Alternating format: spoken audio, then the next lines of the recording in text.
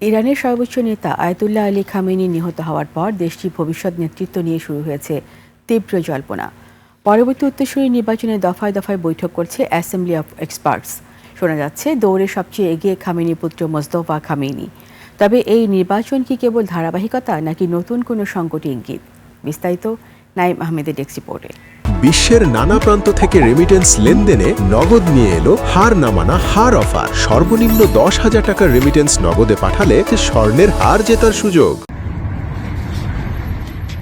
শনিবারের ভয়াবহ হামলায় প্রাণ হারিয়েছেন ইরানের সর্বোচ্চ নেতা আয়াতুল্লাহ আলী খামেনি। তার মৃত্যুর পর থেকেই তেহরানের ক্ষমতার অন্দরমহলে শুরু হয়েছে স্থলাভিষিক্তকরণের তোড়জোড়। 47 বছরের ইতিহাসে ইরান দ্বিতীয়বারের মতো তাদের নতুন অভিভাবক বেছে নিতে যাচ্ছে। 88 সদস্যের বিশেষজ্ঞ পর্ষদ বা অ্যাসেম্বলি অফ এক্সপার্টস মোস্তফা খামেনির নাম গুরুত্বের সাথে বিবেচনা করছে। 56 বছর বয়সী মোস্তফা দীর্ঘকাল বাবার ছায়া থেকে পর্দার আড়ালে কাজ করেছেন। তাকে সমর্থন দিচ্ছে দেশটির প্রভাবশালী ইসলামী বিপ্লবী গার্ড।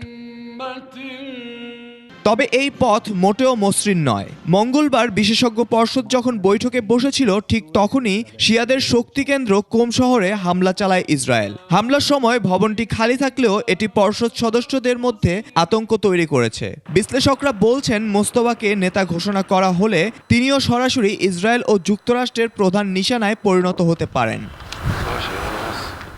মোস্তফা ছাড়াও আলোচনায় আছেন আরও দুজন, একজন অভিজ্ঞ আলেম আলী রাজা আরাফি এবং অন্যজন ইসলামী বিপ্লবের প্রতিষ্ঠাতা আয়াতুল্লাহ খোমেনির নাতি Syed Hasan Khomeini. Naim Ahmed, desk report, 21 television.